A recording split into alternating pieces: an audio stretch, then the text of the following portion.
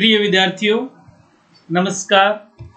आप सभी का हमारे Guru Shikhar study hub YouTube channel पर हार्दिक स्वागत है।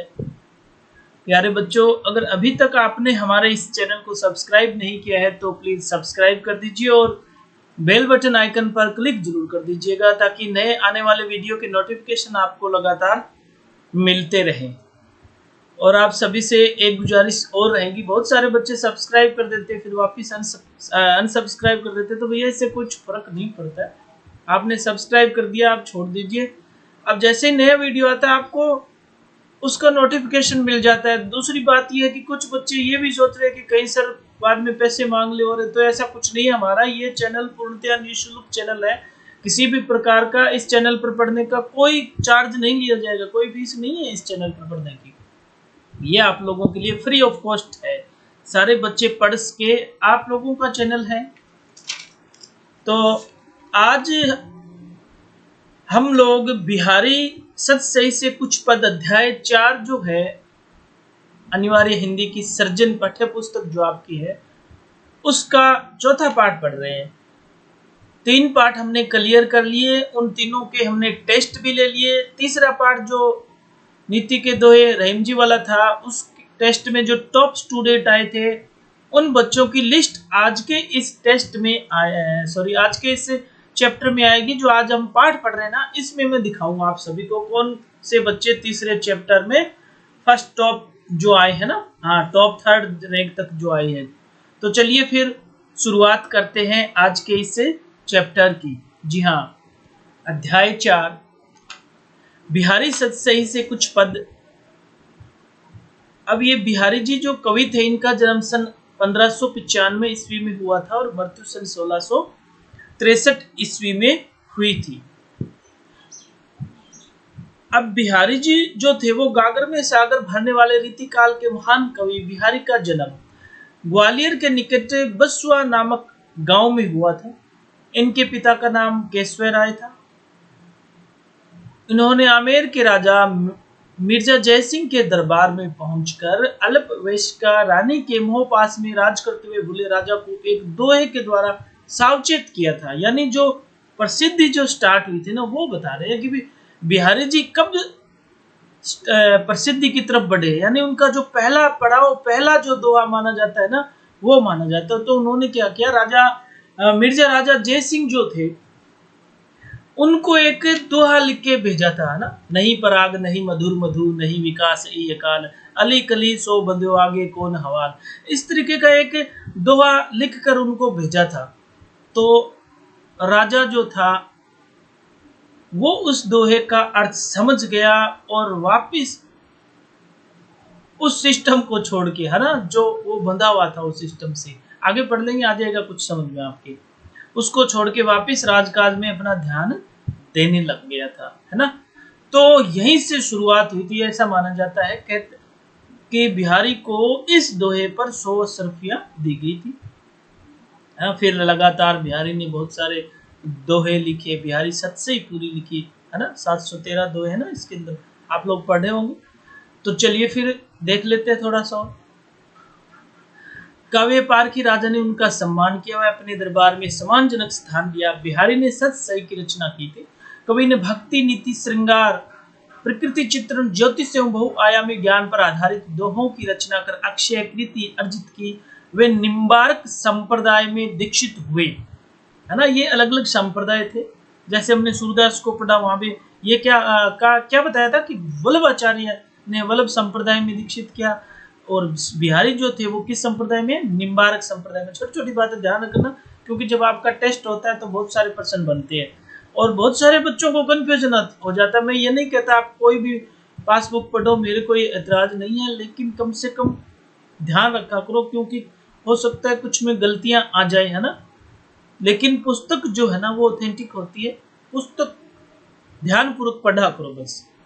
आज के इस वीडियो में आप लोग कितने लोग जुड़े हुए हो, आप सभी से मेरी गुजारिश है आप पूरा वीडियो देखें और ध्यानपूर्वक सुने बातें जो कही गई है, ताकि आपको जब टेस्ट होता है ना तो वहां पे बिल्कुल ही पूछने की आवश्यकता नहीं, सब चीजें यहाँ पे आ जाएगी। तो कवि ने निम्बार्क संप्रदाय में दीक्षित हुए तथा राधा कृष्ण की भक्ति की। उनकी रचनाओं में उक्ति, वैचित्र्य, अन्योक्ति, अर्थ गांभीर्य, अर्थ विस्तार, अलंकारिकता तथा कल्पना की समाहार शक्ति का विलक्षण समावेश है। उनकी समाहार शक्ति के कारण ही कहा गया है कि सतसैया के दोहरे जो नावक के तीर देखने में छोटे लगे, घाव करे गंभीर। अब नावक जो एक पुराने जमाने में तीर बनाता था, तीर निर्माता था, है ना, तो वो तीर छोटे देखने में छोटे लगते थे, लेकिन जब लगते तो चोट बड़ी गंभीर करते थे। तब कवियों ने कहा था कि सतसैया के दोहरे जो नावक के तीर देखने में छोटे लगे, घाव करे गंभीर, है ना, घाव बहुत ही भारी करते हैं, मतलब अर्थ गंभीर है। जो बिहारी जी के जो दो है ना, उनकी बात चल रही है ये। तो चलिए फिर आज के इस चैप्टर में हम लोग क्या क्या पढ़ेंगे वो देख लेते हैं। प्रस्तुत पाठ में बिहारी के भक्ति, नीति एवं श्रृंगार के दोहे लिए गए हैं। कभी सांसारिक बाधाओं से मुक्ति हेतु राधा जी की आराधना करता है, तो दूसरी तरफ अपने प्रभु श्री कृष्ण को उपालंब देता है कि आपको भी संसार की हवा लग गई है। मुक्त आत्माओं के सानिध्य से अधम भी मुक्त हो जाता है। श्री कृष्ण के बातों का आनंद रस पाने के लिए गोपियां उनकी मुरली छिपा लेती है। वन में कृष्ण के आते ही बिना वर्षा के मोर नाचने लगते हैं। नायक व नायिका भरे भवन में संकेतों से वार्तालाप करते हैं। झीने वस्त्रों में नायिका ऐसे सुशोभित हो रही है जैसे सागर में कल्प वृक्ष की डाल। यानी एक ये तो पाठ का छोटा सा एक सार दिया हुआ है कि हम जो दोहे पढ़ेंगे ना, उनमें ऐसा कुछ आएगा, है ना। तो चलिए फिर शुरुआत करते हैं भक्ति, नीति एवं श्रृंगार के दोहे। सबसे पहले किसके आते हैं? भक्ति की, फिर नीति के आएंगे, बाद में श्रृंगार की। ये जो हेडिंग है वो ये बता रही है, मेरी भव बाधा हरो राधा नागरी सोई, जातन की झाई परे श्याम हरित दुति होई। अब जो कवि बिहारी जी थे ना, वो बहुत ही तेज माइंड वाले तो थे, है ना। उनको पता था कि भाई कृष्ण भगवान को अगर रिझाना है तो राधा जी को खुश कर दो, है ना। समझते हो ना इस बात को? हाँ, वेरी गुड। तो उन्होंने राधा जी की स्तुति जो है सबसे पहली की, मेरी भव बाधा हरो राधा नागरी सोई, जातन की झाई परे श्याम हरित दुति होई। अब वो राधा जी से कहते हैं, राधा जी मेरी भी जो परेशानियां उनको आप दूर करो। अब वो कह रहे कि अगर आपकी छाया पड़ने से श्याम हरित दुति होई, अब भगवान श्याम जो है वो भी हरित मन खुश हो जाते हैं, प्रसन्न हो जाते हैं, तो आप मेरी भी जो भी परेशानियां हैं उन्हें दूर करिए। चलिए फिर इसका थोड़ा सा वर्णन हम देख लेते हैं। अगर यही दोहा आपके आ जाता है ना एग्जाम में, तो आप कैसे करोगे? तो आप बोलोगे कि सर प्रस्तुत दोहा हमारी पाठ्य पुस्तक सृजन की रचना भक्ति, नीति और श्रृंगार के दोहों से लिया गया है। इसके रचयिता कवि बिहारी जी है। कवि ने श्री राधा के सौंदर्य का वर्णन करते हुए उनके तन की छाया मात्र से श्री कृष्ण के काले रंग को हरे रंग में होना परिवर्तित बताया है। कवि बिहारी जी ने राधा जी से प्रार्थना करते हुए कहा कि हे चतुर राधा जी, आप मेरी सांसारिक बाधाओं को दूर करके मुझे संसार के दुखों से मुक्ति दिलाइए। मेरी भव बाधा हरो राधा नागरी सोई, है ना। यहाँ पे कठिन शब्द भी बता रखे हैं, साथ साथ में देख लेना।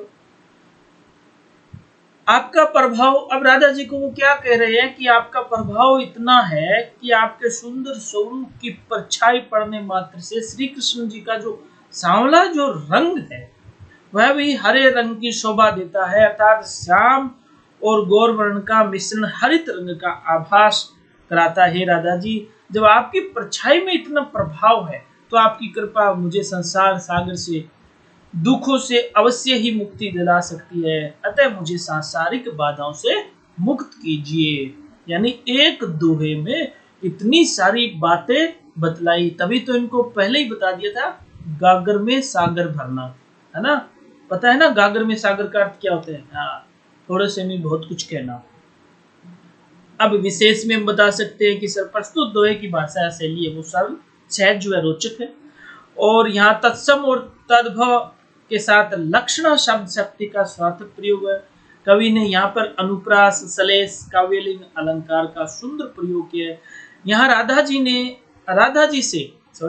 जी से अपने सांसारिक दुख दूर करने की प्रार्थना की है। कवि ने क्या किया है? राधा जी से प्रार्थना की है, क्योंकि उनको पता है कि राधा जी को रिझा लेंगे तो कृष्ण जी तो अपने आप ही राज्य हो जाएंगे। हाँ, यह सत सही के मंगलाचरण से लिया गया। अब सत सही जब लिखनी स्टार्ट की थी ना बिहारी जी ने, तो मंगलाचरण जो सबसे पहले कोई भी ग्रंथ हो उसमें मंगलाचरण प्रार्थना होती है ना हर किताब में, वैसे ही सिस्टम ये था। तो मंगलाचरण जो था उससे लिया गया है। अब अगला दोहा जो है, तो ऊपर वारो उर्वशी सुनी राधिके सुजान, तू मोहन के उर्वशी हवे उर्वशी समान। अब राधा जी के आगे वो फिर और वर्णन कर रहे। अब राधा जी के सौंदर्य का वर्णन करते उन्होंने श्री कृष्ण के हृदय में बसी हुई बताया। और क्या कह रहे हैं कवि बिहारी जी, कहते हैं चतुर राधा जी, मैं आपके सुंदर स्वरूप पर स्वर्ग की परम सुंदरी अप्सरा उर्वशी को भी निछावर करता हूं। तो ऊपर वारो उर्वशी, यानी उर्वशी कौन थी? उर्वशी स्वर्ग की एक बहुत ही सुंदर अप्सरा थी। तो कवि बिहारी जी कह रहे हैं कि तो ऊपर वारो उर्वशी भी, उनको भी मैं निछावर करता हूं। आप सभी का मन मोहने वाले श्री कृष्ण के मन में बसी हुई है ना,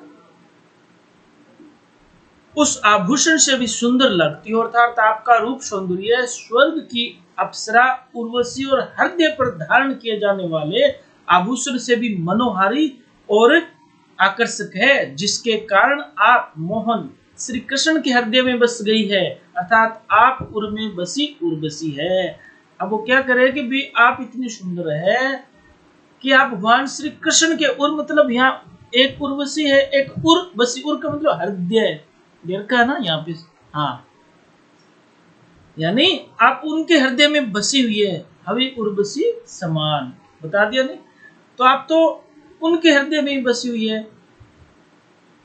अब भाई मेरी जो सांसारिक परेशानियां जो है वो आप दूर करिए। यानी ये कवि जो यहाँ पर राधा जी की स्तुति चल रही है ना, तो वो उनसे रिक्वेस्ट कर रहे हैं, राधा जी को मना रहे, रिझा रहे हैं अपनी बड़ाई कर करके बातों से। तो हम कह सकते हैं भी यहाँ पर भी अनुप्रास अलंकार है, यमक और काव्यलिंग अलंकार का भी प्रयोग किया है। कवि ने श्री राधा जी की स्तुति करते उन्हें सबसे विशेष और श्री कृष्ण के हृदय में बसी हुई के समान बताया। एक उर्वशी का मतलब अलग है, एक उर्वशी का मतलब अलग है। एक उर्वशी तो अप्सरा के रूप में लिया गया है और दूसरी उर्वशी हृदय में बसने वाली है ना। हाँ, चलिए फिर अगला देखते हैं। बंधु भय का दीन के को तार्यो रघुराई, तुठई तुठई फिरत हो झूठई बिरद कहाई। अब यहाँ पे क्या हुआ, दूसरा तीसरा दो आ गया है ना। बंधु भय का दिन के को तारो तार्यो रघुराई, रघुराई मतलब भगवान श्री राम से। अब वो राम की स्तुति करते हैं। वो कह रहे हैं कि भाई लोग कहते हैं आपको, आप दीन बंधु हो, आपने बहुत सारे लोगों का उद्धार किया है, आपने उनको पाप नाश से मुक्त किया है, इस संसारिक मोह माया से मुक्त किया है। आपकी बहुत ज्यादा मतलब लोग बड़ाई करते हैं, तुठे तुठे को तो आप बहुत बड़े बड़े बन गए अभी, संतुष्ट। तुठे का मतलब है क्या, संतुष्ट और प्रसन्न होके आप घूम रहे हो। ये लोग है ना झूठी बात कर रहे हैं, मैं तो नहीं मानूंगा। किसने कहा? बिहारी जी ने कहा कि मैं नहीं मानूंगा, क्योंकि अगर आप मेरा उद्धार कर दो तो मैं आपको मानूंगा। हाँ, ये भी एक स्टाइल होती है किसी को रिझाने की, है ना। लोग कहते हैं कई बात कड़वी बात कह के अपना काम करवा लेते, तो वो बात यहाँ पे बिहारी जी ने कही क्या है, चलिए देख लेते हैं। कवि बिहारी ने कहा कि हे प्रभु श्री राम, आप क्यों दीन बंधु कहलाते हैं? आपने किसका उद्धार किया जो दीन बंधु हो गए? आपने व्यर्थ में ही अपना झूठा यश संसार में फैला रखा है, अर्थात आप जब तक मेरा उद्धार नहीं करते तब तक आपका दीन बंधु नाम होना व्यर्थ है और मिथ्या लगता है। आपको लगता है आप मुझे से बड़े पापी से पाला ही नहीं पड़ा। वो कह रहे कि मेरे जैसा तो आपको कोई मिला ही नहीं। हाँ, मैं तो बहुत पापी, बहुत बड़ा पापी हूँ।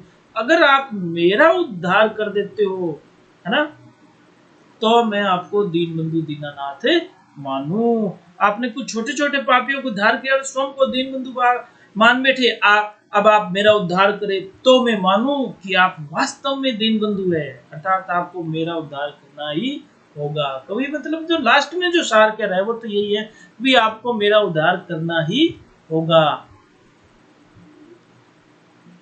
बिहारी जी के जो दोहे होते हैं ना, ये वास्तव में दो दो अर्थ लिए होते हैं, है ना।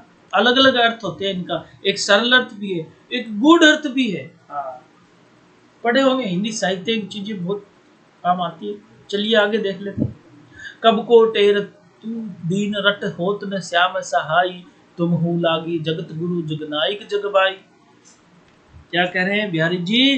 कवि बिहारी जी कह रहे, हे प्रभु मैं आपको कब से आपको दीन की तरह पुकारो, है प्रभु मैं आपको कब कब को तेर तू दीन रट। अब जैसे गरीब आदमी रट लगाते है किस चीज को बोलते है ना, रट रहा है, याद कर रहा है, वैसे में होत न श्याम सहाय, तुम हूँ लागी जगत गुरु जगनायक जगबाई। अब कह रहा है कि मैं कब से आपको पुकार हूं, आप मेरी सहायता कीजिए, लेकिन हे श्याम प्रभु आप मेरी सहायता की पुकार सुन ही नहीं रहे हो। है होत न श्याम सहाय, बोला ना यहाँ पे, आप मेरी सहायता की पुकार सुन नहीं रहे हो, आप सबकी सहायता करने वाले हैं जगत गुरु, लेकिन लगता है कि आपको भी संसार की हवा लग गई, तुम हूँ लागी जगत गुरु जगनायक जगबाई, है ना, दे रखा है ना यहाँ पे। हाँ, कठिन शब्दार्थ मैंने यहाँ पर आप लोगों को दिए हैं ताकि जगबाई मतलब संसार की हवा लग गई।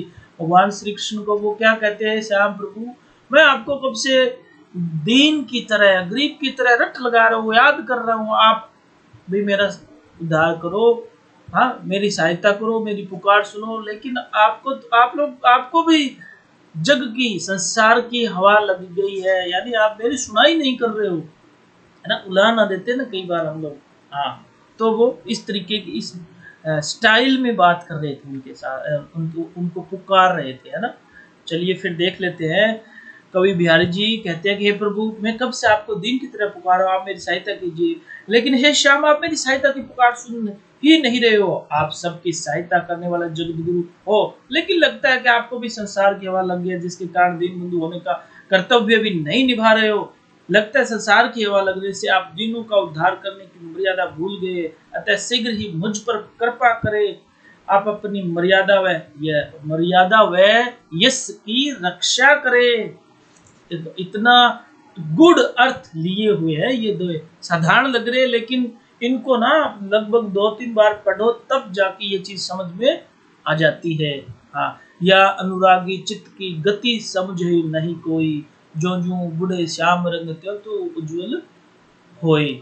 या अनुरागी चित्त के, अनुरागी मतलब किसी चीज में लग, हाँ प्रेमी कह सकते हो, लगन लगी हुई है ना। या अनुरागी चित्त की, अब मेरी ये कह रहे इस मन के प्रेम के चित्त मतलब मन नहीं था, मन की जो प्रेम की जो गति है वो कोई नहीं समझ रहे, जो जो बुढ़ई श्याम रंग, अब ये जैसे जैसे श्याम के रंग में ढल रही है त्यों उज्जवल हो। श्याम का मतलब होना तो काला चाहिए ना, लेकिन ये काले नहीं हो रही है, क्यों तू उज्जवल हो यार है, उज्जवल मतलब श्रेष्ठ उत्तम हो रही है। वो कह रहा है जैसे जैसे मेरा मन भगवान श्री कृष्ण की भक्ति में लीन होता जा रहा है ना, वैसे वैसे ये और उज्जवल होता जा रहा है। हाँ, चलिए फिर क्या कह रहे हैं इसमें देख लेते हैं। कवि बिहारी जी कहते हैं कि प्रेम पूर्ण भक्ति के रंग में डूबे हुए मन की स्थिति कोई नहीं जान सकता, जो भी श्री कृष्ण के प्रेम रूपी रंग में अर्थात श्याम रंग में डूबता है वह उतना ही उज्जवल अर्थात श्रेष्ठ भक्त बन जाता है। किसी श्याम रंग में डूबने पर मतलब काले रंग में डूबने पर उज्जवल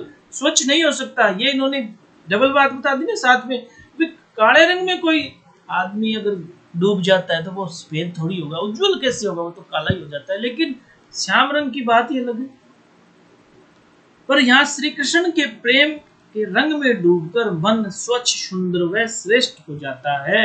इस प्रकार मन पर कब कौन सा रंग चढ़ जाए ये कहना कठिन है, अतः इस मन की स्थिति को समझने व संभालने की अपेक्षा श्याम के रंग में डूब जाने देना चाहिए, ताकि इसमें उज्ज्वलता आ सकते हैं। मतलब यहाँ पर कवि ने श्याम की भक्ति की ओर हाँ बढ़ने की बात कही है, भी अपने मन को श्याम रंग में, हाँ श्याम पिया मोहि रंग दे चुनरिया, है ना, सुनिए ना वो, हाँ भक्ति रस सुना है ना, हाँ अपने ही रंग में रंग दे चुनरिया, यानी वो सब अब अपने रंग मतलब वो ब्लैक कलर की थोड़ी रंगवा रही है, वो करे भी मुझे आप जैसा कर दो बस, हाँ समझ गए ना।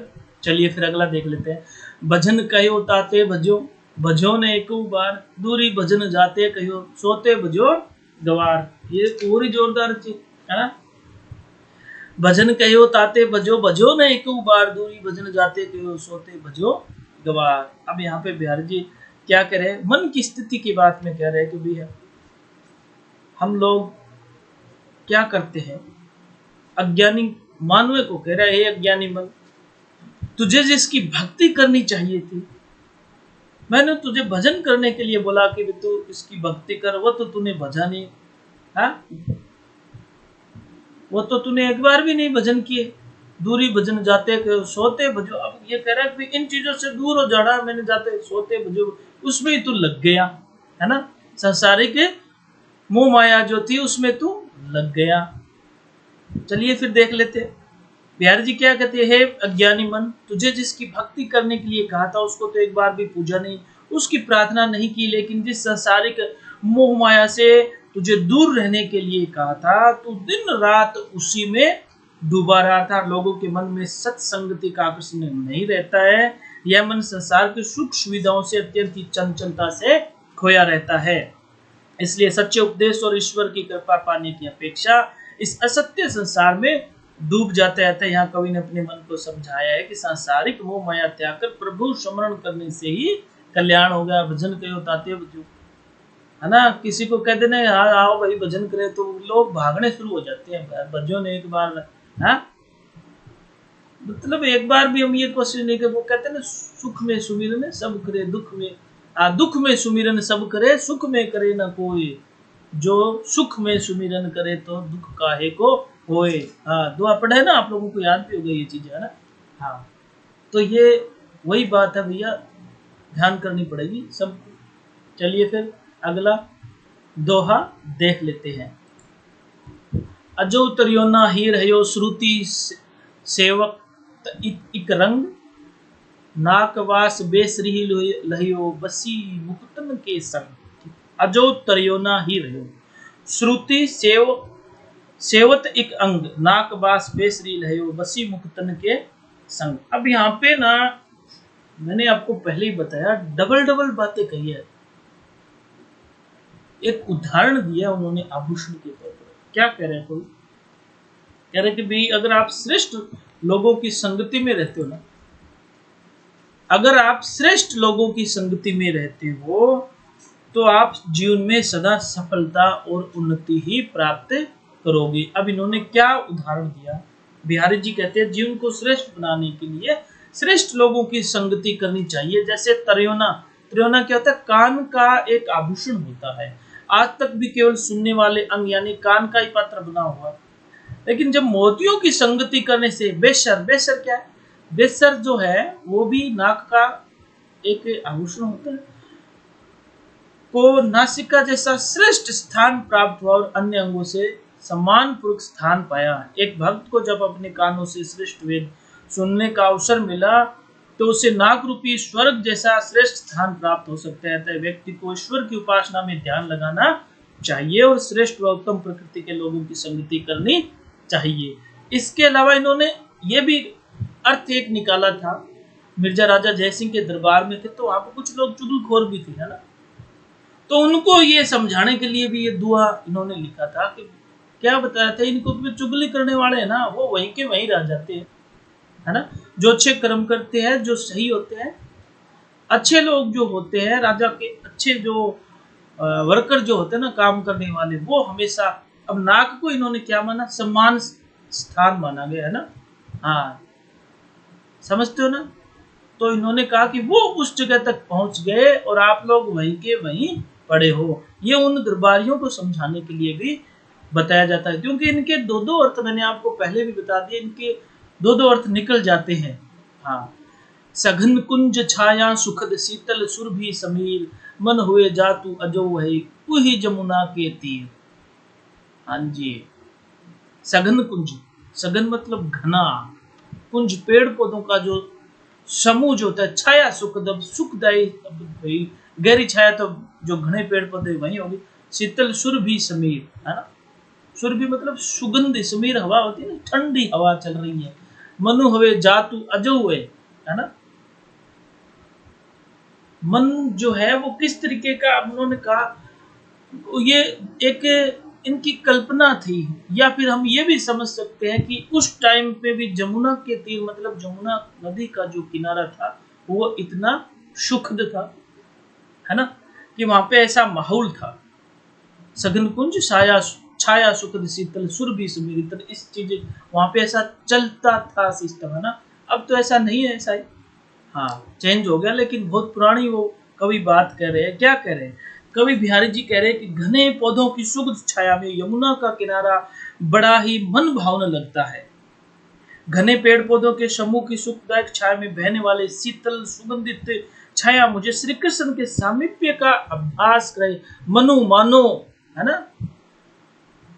क्या हो गया? मानो, वो कह रहे कि मानो ऐसा लग रहा है हवे जा तू अजो वही, है ना, यानी ऐसा फील हो रहा है कि श्री कृष्ण भगवान है ना, वो अब भी वही है।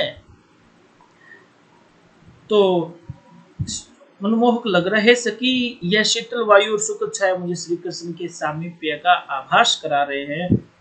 ऐसा लगता है जैसे मैं अपने स्वामी श्री कृष्ण के साथ यमुना नदी के तीर पर रमण कर रही हूँ। यहाँ नायिका विरह ताप में जलती हुई अपने स्वामी श्री कृष्ण के साथ होने का अनुभव करती है। अतः कवि ने यहाँ श्री कृष्ण के विरह से मुक्ति पाने के लिए अपने मन में उनकी अनुभूति की है, जिससे उसका मन विरह की भावना से मुक्त होकर आनंद की ओर प्राप्त हो जाता है। अब समझ गए इस चीज को? फोन वाले भी बीच में एक दो फोन तो कर ही देते हैं, चलो बंद कर देते हैं। अगला देखते हैं। सोहत ओढ़ई पीत पटु श्याम सलोने गात, मनो मनो नीलमणि सेल पर आतप परियो प्रभात। हाँ, सोहत ओढ़ई पीत पटु, पीत पटु क्या होता है? पीले वस्त्र, है ना, ओढ़नो, समझते हो? इनका अर्थ तो बताने की आवश्यकता नहीं, कुछ सिंपल शब्द होते हैं। श्याम सलोने गात, किसके लिए है श्याम? गात माने उनका जो श्याम यानी भगवान श्री कृष्ण की बात चल रही है। अब सलोने गात, है ना, सोलना रंग समझती हूँ। हाँ, गात माने शरीर, इनके शरीर आया है। मानो नीलमणि सेल पर आतप परियो प्रभात, यानी जैसे नीलमणि सेल पर सूर्य का जो प्रकाश पड़ता है तो वो कैसे चमक उठता है ना, किस तरीके का हो जाता है, ठीक उसी तरीके का पीले वस्त्र धारण करने पर श्याम भगवान श्री कृष्ण है वो लगते हैं। चलो इसके बारे में पढ़ लेते हैं ताकि अपने पूरा समझ में आ जाए, है ना। कवि बिहारी जी कहते हैं कि श्री कृष्ण का सुंदर स्वरूप प्रातः काल में अत्यंत ही मनोहारी लग रहा है। श्री कृष्ण के श्याम वर्णी सुंदर शरीर पर पीताम्बर इस प्रकार शोभा पार है, मानो नीलम की मणि से युक्त नीलमणि पर्वत पर प्रातःकालीन स्वर्णिम किरणों का सुंदर प्रकाश फैल रहा है। अर्थात श्री कृष्ण का सुंदर स्वरूप प्रातः काल की पीली पीली किरणों से अत्यंत ही मनमोहक और आकर्षक लग रहा है। अतः श्री कृष्ण को नीलमणि का सुंदर स्वरूप कहा जा सकता है, जो बहुत ही मन भावन है। अब इस दोहे में अनुप्रास, उपमा, उत्प्रेक्षा अलंकार का प्रयोग है और कवि ने श्री कृष्ण के सुंदर स्वरूप का वर्णन करते हुए उसे नीलमणि का सुंदर प्रभाव दिखाया। अब नीलमणि का प्रभाव इसमें इन्होंने दिखा दिया। चलिए फिर अगला दोहे देख लेते हैं। हाँ जी, आपकी लिस्ट आएगी जो टॉप आए थे ना। हाँ अभी चैप्टर चल रहा है क्योंकि बीच में हम लोग वो नहीं करते हैं। आ जाएगी, सबकी लिस्ट भी आएगी, आपके नाम आएंगे जो पिछले टेस्ट में टॉप जो विद्यार्थी आए थे ना, सबकी सूची आएगी। तो आप टेंशन मत लो, पाठ पढ़ते रहो आराम से। इन्हीं आस अटकी और है तू अली गुलाब के मूल, हवे फेरी बसंत ऋतु इन डारन वही फूल की। भाई इसी आस में अटका रहता है अली गुलाब। अली मतलब भौरा, गुलाब के मूल, गुलाब की जड़ में कह सकते हो, जो डंडी होती है ना उसकी बात कर रही है।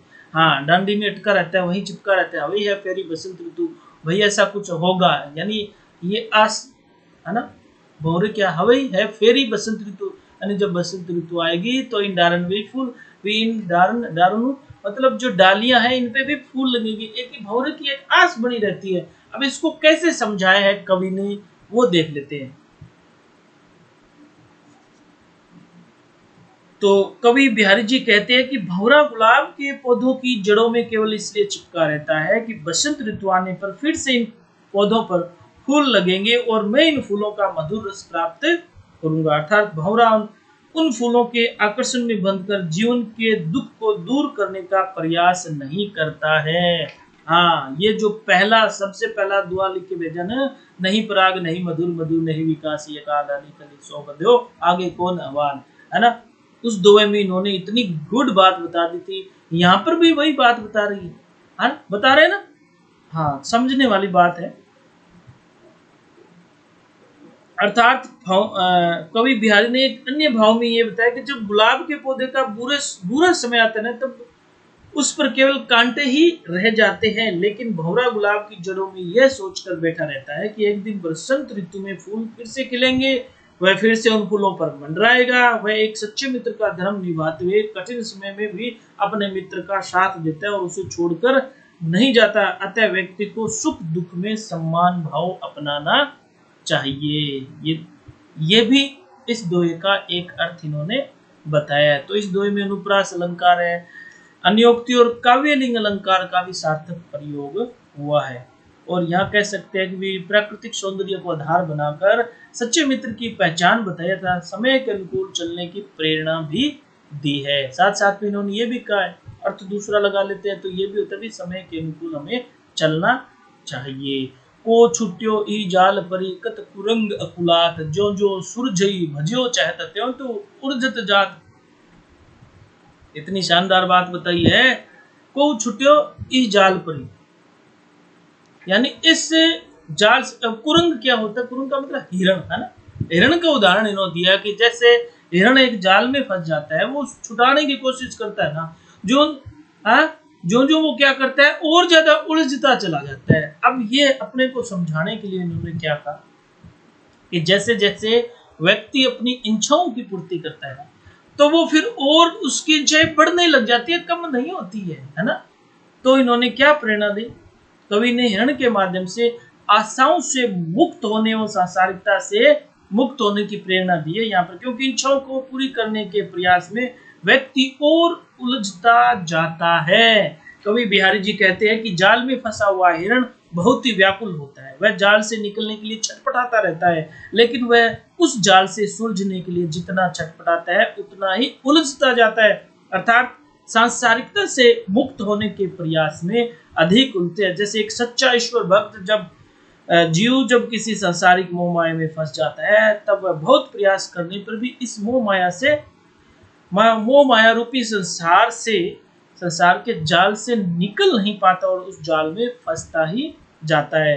अब इसका एक दूसरा अर्थ भी इन्होंने ये बताया कि सांसारिक सुख भोगों में फंसा हुआ जीव जब उन सुखों से मुक्त होने का प्रयास करता है, अर्थात अपनी इच्छाओं को पूरी कर समाप्त करना चाहता है, तो उतना ही उन इच्छाओं के सुख जाल में फंसता जाता है। अतः मनुष्य को सच्चे मन से ईश्वर की आराधना करते हुए सांसारिक जाल से मुक्ति का प्रयास करना चाहिए, है ना। गूढ़ बातें हैं ये जो दो है ना, ये गूढ़ बातें छिपी हुई है इनके अंदर। यानी दो दो चीज बता रहे हैं, एक उदाहरण भी दे रहे हैं कि ऐसा हो जाता है, सामाजिकता का उदाहरण दे रहे हैं और एक गूढ़ उदाहरण अलग भी दे रहे हैं कि देखो इसका अर्थ ये भी होता है भी कोई चीज को हम पाने की कोशिश करते हैं ना, तो और ज्यादा दलदल में फंसते हैं कि नहीं फंसते हैं। अपनी इच्छाओं की पूर्ति के लिए एक को पूरी करेंगे, दूसरी पूरी, तीसरी स्टार्ट, तो मतलब उस जाल में फंस जाता है इंसान। तो ये यहाँ पे समझाया है। बतरस लालच लाल की मुरली धरी लुकाए, सो करे बहुनु हंसे, देन कहीं नट जाए। बतरस लालच लाल की मुरली धरी लुकाए, बतरस बातों का रस, है ना, लालच लाल की मुरली धरी। अब यहाँ पे श्री कृष्ण जी के बारे में इन्होंने बताया कि भाई उनकी जो मुरली जो थी वो गोपियों ने ले ली। लुकाए मतलब लुको दी, छुपा दी भाई। हाँ, अब वो आपस में एक दूसरे से इशारा कर रहे थे। वो श्री कृष्ण जी उनको पूछते भाई मेरी मुरली बताओ, मेरी बंसी कहाँ पे है, तब वो मना कर देती।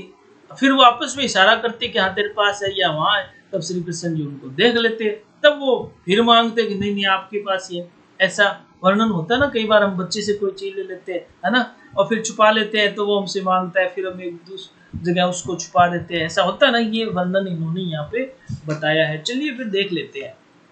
कवि बिहारी जी कहते हैं कि बालक श्री कृष्ण का प्रेम पूर्ण स्वरूप सबको अपनी ओर आकर्षित करता है, और इस आकर्षण में बंधी गोपियां भी ये क्रीड़ा करती है कि नंदलाल श्री कृष्ण की मधुर बातों के लालच में गोपियों ने श्री कृष्ण की मुरली छिपाकर रख ली, ताकि उन्हें श्री कृष्ण की मधुर तोतली वाणी का आनंद प्राप्त हो सके। जब श्री कृष्ण अपनी मुरली मांगते तो सौगंध खाकर मना कर देती। सोहो करे बहुन से सो मनी सौगंध, है ना, सौगंध खागी नट जाओ ना मारकर बोली था। बोली हाँ, सौगंध खाकर मना कर देती और फिर बहु के संकेत से, है ना, हाँ, वहां के संकेत से क्या करती, बता देती एक दूसरे को। हाँ, फिर श्री कृष्ण अपनी मुरली मांगते तो फिर मना कर देती। तो गोपियों की यह क्रीड़ा अपने स्वामी श्री कृष्ण का सामीप्य सुख पाने का आधार थी, जिससे सभी को प्रेम का संदेश मिलता है, अपने ईश्वर के प्रति दृढ़ विश्वास। मतलब ये उनको परेशान करना नहीं था, वे चाहते थे कि ये हमारे साथ, भगवान श्री कृष्ण हमारे साथ खेलते रहे, है ना। हाँ, लगता था भी टाबर ने तंग करे, लेकिन ऐसा कुछ नहीं था। वो बच्चे के साथ सब खेलना चाहते हैं ना, तो वो ही चीज यहाँ पे बताई गई है। चलिए फिर हाँ जी, अगले दो है देख लेते हैं। नाची अचानक ही उठे बिन पाउस बन मोर, जानती हो नंदित करी है दिसी नंद किशोर। अब इस दोहे में भी बहुत बढ़िया बात है। नाची अचानक ही उठे, नाच अचानक ही नाच उठे, बिन पावस बन मोर। पावस मतलब वर्षा ऋतु के बिना ही मोर नाचने लगे, है ना। जानती हो नंदित करी, अब वो क्यों नाचने लगे, क्योंकि उनको भगवान श्री कृष्ण जो है, हाँ, उनका आभास हो गया। और वो भगवान श्री कृष्ण क्या है, काले रंग के थे, है ना। तो उनको ऐसा लगा कि भाई घनघोर बादलों की घटा सी छा गई है, अब मोर है वो नाचने लग गए, यानी ये उनके होने का एहसास करा रहा है अपने को। चलिए देख लेते हैं यहाँ पर क्या हुआ कि श्री कृष्ण के मथुरा से लौटने का संकेत प्रवृत्ति के सौंदर्य से दिया गया है। हाँ, यानी उनका एहसास करवा रहा है। कवि बिहारी जी ने श्री कृष्ण के वियोग में डूबी गोपियां बिना वर्षा ऋतु में मोर की आवाज सुनकर कहती कि सखी, मुझे लगता है कि हमारे नंद किशोर श्री कृष्ण आज वन में भ्रमण करने के लिए आए हैं। उनको देखकर उनके श्याम शरीर को इन मोरों ने बादल समझ लिया है। अब वो कह रही है कारण क्या है, ये मोर कैसे नाचने लग गए। तो उनके भी मुझे तो ऐसा लगता है भगवान श्री कृष्ण को देखकर, उनके श्याम शरीर को देखकर इन मोर जो है इन्होंने उनको बादल समझ लिया, है ना। बिना वर्षा ऋतु के ही अचानक से नाचने और गाने लगे, अर्थात श्री कृष्ण के सांवले स्वरूप में मोरों को घनश्याम, इसलिए तो घनश्याम कहते हैं ना शिव भगवान श्री कृष्ण को, घनश्याम की भ्रांति हो रही है, इसी कारण वे नाचने लगे। तक कवि ने श्री कृष्ण को घनश्याम नाम को सार्थक करते हुए उनका प्रभाव प्रकृति में भी व्यक्त किया है। इन्होंने कहा कि घनश्याम क्यों कहा, यह कारण था कि उनको देखकर मोर भी नाचने लग जाते थे, है ना। अर्थ समझ में आ गया। चलिए फिर अगला देख लेते हैं।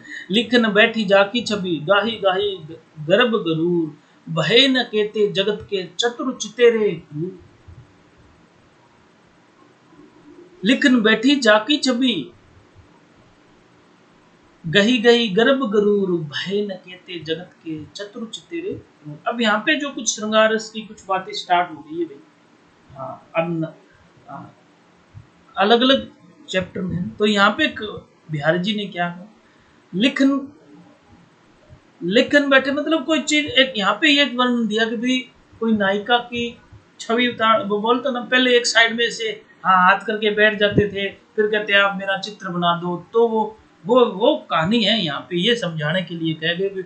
उसने नायिका के चित्र बनाने के लिए बड़े बड़े बहुत बड़े बड़े जो चित्रकार थे वो आए, लेकिन सबके घमंड चूर हो गए, यानी कोई भी उसका चित्र नहीं बना सका। अब ये सुंदरता का वर्णन कैसा है क्या बताया देख लीजिए। कवि बिहारी जी ने नायिका के अनुपम सौंदर्य का वर्णन करते हैं कि नायिका का सौंदर्य इतना अप्रितम है जिसका वर्णन भी नहीं किया जा सकता। संसार भर के चतुर चित्रकार उसका चित्र बनाने के लिए अभिमान पूर्वक बैठे, यानी उसका चित्र बनाने के लिए अभिमान पूर्वक बैठे, लेकिन वे बहुत प्रयास करने पर भी नायिका के सौंदर्य का अंकन नहीं कर पाए और स्वयं लज्जित होकर चले गए। अर्थात सौंदर्य एक गति प्रधान अनुभव का आधार है, उसे चित्रित कर पाना असंभव है। सौंदर्य प्रकृति का एक अनुपम स्वरूप है जिसे लेखनबद्ध करना संभव नहीं है। यानी कहते मानी कितने जगत के समाज के लोग यानी संसार के बहुत बड़े बड़े चित्रकार आ गए थे, बोले आगे हम तो ये काम कर देंगे अभी कर दें, लेकिन उनसे भी ये हुआ नहीं, है ना। अतिशोक्ति पूर्ण जो चीजें होती है ना वो भी इनके काव्य में हमें देखने को मिलती है ना। असंभव सी बातें लगती है क्या है, लेकिन है तो है। झीनई पटई में झुलमुली झलकती ओप अपार, सुर तरु की मनु सिंधु में लसती सपलव डार, है ना। झीनई पट में झुलमुली झलकती ओप अपार, सुरतरु की मनु सिंधु में लसती सपलो डाल। अब यहाँ पे वही नायिका के सौंदर्य का वर्णन चल रहा है। यहाँ पे थोड़ी सी जो लास्ट वाले जो दो है ना, वो अलग टाइप के आगे श्रृंगार रस की चल रही है। तो कवि बिहारी जी ने नायिका के रूप में सौंदर्य वर्णन करते हुए कहते हैं कि नायिका द्वारा पहने हुए झिन्ने वस्त्र, है ना, झिन्ने पट माने क्या होता है, वस्त्र होता है। हाँ, झिन्ने मतलब पारदर्शी, झिन्ने पट है पारदर्शी कपड़ों में झुलमुली झलकती। झुलमुली क्या होती है, झिलमिलाती। हाँ, कोई कानों में पहनने वाली कोई चीज होगी, झलकती ओप अपार, है ना, दिखाई दे रही है उनको। सुरतरु की मनु सिंधु में लसती सपलो डार। अब वो कह रहे हैं कि सुरतरु मतलब कल्प वृक्ष, देववृक्ष जिसको बोलते हैं ना, उसकी बात हो रही है। उसके समान, सिंधु मतलब क्या होता है, हाँ, समुद्र की बात हो रही है। समुद्र के अंदर कल्पतरु की जो शाख है वो हिल रही है, तो पानी में वो कैसे दिखाई दे रही है ना, कल्पना करने वाली बात है। अपने समुद्र की तो नहीं कर सकते। हाँ, तो जोड़ा के ऊपर देख लो कोई, हाँ, डालिया लाऊंगा पता चल जाओ, सेम सिचुएशन थी। चलिए फिर देख लेते हैं। कवि बिहारी जी ने नायिका के रूप में कहा कि नायिका द्वारा पहने हुए झिन्नी पारदर्शी वस्त्र में उसके कान का आभूषण यानी जुलबुली झिलमिलाती हुई दिखाई देती है। तो ऐसा प्रतीत होता है जैसे समुद्र के जल में कल्प वृक्ष की कोई डाली हिल रही हो। था नायिका का कायिक सौंदर्य इतना आकर्षक है कि कान में पहना हुआ आभूषण कल्प वृक्ष की पत्तों से लदी डाली के समान लग रहा है और झीना वस्त्र समुद्र की जल सतह का रूप है। अतः नायिका का अपार सौंदर्य समुद्र में पड़ी कल्प वृक्ष की पत्तों से लदी झिलमिलाती डाल के समान आकर्षक लग रहा है। हाँ, मतलब वो इतनी ज्यादा अतिशोक्ति अलंकार है ना यहाँ पे। हाँ, बड़ाई तो इतनी करते थे उस टाइम के कवि, तो ये भी उसी का ये भाग है ना। नायिका की बहुत ही ज्यादा बड़ाई की यहाँ पे हीरोइन की, है ना। कहत नटत रिझत खिजत मिलत खिलत लजियात, भरे भौन में करत है नैनन हुई से बात। आप बोलो, चलिए इसका अर्थ देख लेते हैं। यानी कहती है, नटत मतलब मना कर देती है, खुश होती है, रीझती है, खींचती है, मिलते भी है ना, हर प्रकार की यहाँ पे बताइए। खींचता मतलब चिढ़ाना, है ना, खिलत प्रसन्न होना, लज्जात लज्जित होना, शर्माना, भौन भौन मानी भरे भवन में करता है, यानी पूरा भरा हुआ भवन है, महल है भरा हुआ। करते हैं नैनन हुई से बात, और वहां पे भी वो सबके सामने, लेकिन किसी को पता नहीं चल रहा है, नैनन में ही बात हो रही है। चलिए देख लेते हैं कैसा क्या हो रहा है। कवि बिहारी जी ने यहाँ नायक नायिका की प्रेम भरी मनोहार का सुंदर वर्णन करते हुए कहा कि जब भरे हुए भवन में लोगों की भीड़ के बीच में बैठे हुए नायक के नेत्र नायिका के नेत्रों से मिलते हैं, तब नायक किसी प्रकार का प्रस्ताव देने का संकेत करता है, जिससे नायिका अस्वीकार कर देती है, जिससे नायक क्या होता है, खींच यानी चिढ़ जाता है। ऐसे भाव से नायिका भी खींचने लगती है। इसी बीच में जब फिर से नायिका के नेत्र मिलते हैं तो उनमें प्रसन्नता का भाव दिखाई देता है, अर्थात नायक नायिका को अपने संकेतों से संतुष्टि प्राप्त होती है। अतः नायक नायिका का यह मौन मिलन अर्थात लोगों के बीच बैठकर संकेत करने पर उनमें लज्जा का भाव उत्पन्न होता है, तो उनके प्रेम की पराकाष्ठा का भाव है। हाँ, समझने वाली बात है। हाँ, यहाँ अनुप्रास व विभावना अलंकार का सुंदर चमत्कार है। नायक नायिका की कायिक चेष्टाओं को बड़े आकर्षक ढंग से व्यक्त कर प्रेम की परिपूर्णता को व्यक्त यहाँ पे किया है ना। कवि को काफी पता था सर। हाँ, चलिए फिर अब इंतजार खत्म करते हैं आप लोगों की जो, हाँ जी, 4 अगस्त को जो टेस्ट जो हुआ था ना, उसमें जो टॉप विद्यार्थी चुनेंगे ना, वो बता देता हूं मैं। पहला स्थान 3 बच्चों ने हासिल किया है। गोविंद सैनी, पापा का नाम है संतलाल जी सैनी, पार्वती सुथार, पापा का नाम है बाबूलाल जी सुथार, और कल्पना, वेरी गुड, कल्पना, पार्वती और गोविंद लगातार फर्स्ट रैंक पे आ रही है। कुछ बच्चे कहा, कल्पना ने मेरे हिसाब से 1-2 टेस्ट शायद दिए नहीं है ना, अब क्या वजह वो तो वो जाने, लेकिन देते ही फर्स्ट टॉप। हाँ जी, 15 में से 15 नंबर लिए, तीनों ने आपको बहुत बहुत बधाई हो। 14 नंबर वाले विद्यार्थी भी काफी आए जो सेकंड रैंक पे है। राकेश कुमार, पूजा प्रजापत, ममता जाखड़, नितेश शर्मा, पूनम, हाँ पूनम गवर्नमेंट स्कूल से है, इस बच्ची ने भी 15 में से 14 अंक हासिल किया है। नरेंद्र नुइया, ललिता जोया, सुनील जोया, आप सभी को बहुत बहुत बधाई हो, आप सेकंड रैंक हासिल किया आप लोगों ने। उसके बाद सोनू स्वामी, पूजा बरोड़, विकास कुलरिया, प्रीति कशवा, धर्मपाल सिंह, आप लोगों ने भी हाँ 3rd रैंक हासिल किया, बहुत बहुत बधाई हो। हालांकि एक कमेंट मेरे पास आया था, हाँ जी वो मेरे पास भैया आपको व्हाट्सअप करना था, जेठाराम ने भेजा था 14 नंबर लिख कर, कभी आपके अगर 14 नंबर आए हैं तो बहुत बहुत बधाई हो जेठाराम, लेकिन आप मैसेज किया करो ताकि हमें पता चल जाए, है ना। हाँ जी, और जगह कमेंट मत करो क्योंकि हम लोग पढ़ रहे हैं। और सभी बच्चों से मैं एक आग्रह और करूंगा, आप लोगों को जो ये चैप्टर चल रहा है ना, इसको पूरा ध्यान पूर्वक पढ़ो क्योंकि इसी से फिर क्वेश्चन आते हैं, इसी से हम लोग बना के आप लोगों से पूछते हैं। कोई दिक्कत हो तो आप, अब जब आपका चैप्टर कंप्लीट हो जाता है ना, तब आप मुझसे पूछ सकते हो, कोई बात नहीं है, आप पूछ लेना। चलिए फिर शुरुआत करते हैं आगे, बचे हुए 4 दोहे और हैं बस फिर पूरा हो जाएगा ये चैप्टर। कागद पर लिखत न बनत कहत संदेश लजात, कहिए सब तेरो हियो मेरे हिये की बात। अब यहाँ पे क्या कर रहा है कि नायिका हाँ पत्र लिख रही है, लेकिन पत्र लिखने में बहुत उसको लज्जा से महसूस हो रही है, लिख नहीं पा रही है। फिर वो सोचती है कि भी जो मेरे मन में है वही उसके मन में है। कहिए सब तेरो हियो, यो मतलब है हाँ हृदय, आपने राजस्थान में कहा नहीं तेरो यो फूट गया, हाँ तो यो मतलब हृदय मन। अब वो कह रहे हैं कि फिर लिखने की क्या जरूरत है भाई, जो मेरे मन में है वही उसके मन में है ना। चलिए फिर देख लेते हैं। कागद पर लिखत न बनत कहत संदेश लजात, कहिए सब तेरो हियो मेरे हिये की बात। कवि बिहारी जी कहते हैं कि जब नायिका अपने प्रिय को अपना संदेश पत्र में लिखने बैठती है, तब उसके मन में नायक के प्रति अनेक भाव और विचार मन में आने लगते हैं, जिसके नायिका में अति उत्साह भर जाता है और उसके हाथ कांपने लग जाते हैं। प्रेम की अगाध भावना से वह भावुक हो जाती है और आंखों से आंसू बहने लगते हैं। वह अपने भावावेग में यह निश्चित ही नहीं कर पाती कि पत्र का प्रारंभ किन शब्दों से करें। उसे अपना संदेश किसी को बताने में यानी पत्र लिखाने में, जानकारी पाने में लज्जा आती है। तथा नायिका में कंपन, स्वेद यानी पसीना आ गया, उसको अश्रुपात हो गया, वीराग्नि की जल जैसे विरह भाव एक साथ ही प्रकट हो जाते हैं, जिसके कारण वह केवल यही सोचकर कि आपके प्रति मेरे मन में जो भाव है वह मेरे प्रति आपके मन में भी होंगे, है ना। तो फिर ये खत लिखने की आवश्यकता ही क्या है।